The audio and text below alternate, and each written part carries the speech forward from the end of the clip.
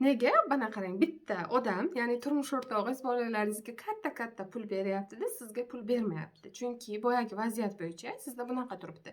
Menga pul bermanglar, menga pul bersalar, men odamlarga yana qarzga beraman. Men pulni noto'g'ri ishlataman. Menga pul berish mumkin emas, men noloyiqman. Sizdan shu his chiqadi uchun ham, hozir sizda endi shunaqada vaziyat. Shu sababli turmush o'rtog'ingiz sizga bermaydi. Senga berish mumkin emas. Mana bu bolalar ochiq. Bolalarga ko'p-ko'p berish mumkin. Sizga kelganda chunki siz o'zingizni ayblay turibsiz-ku shu paytgacha. Sizga kelganda katta daryoni ham suvi qurib ketadi. Chunki menga loyiq emasman, menga mumkin emas. Men ana shunaqa xato qiluvchiman. Hozir pul bersang, hozir yana kimgadir qarz berib qo'yishim mumkin deb o'zingizni yopib o'tiribsiz-da. Yo'q.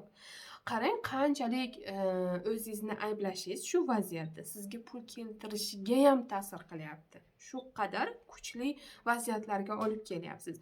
Agar siz o'zingizni qo'llab-quvvatlasangiz, "Sen yaxshilik qilding shu insonga qarzga telefon olib beribdi", shu tomonni ko'rishingiz bilan so'ramasingizdan ham turmush o'rtog'ingiz pul beradilar. Tushunarli?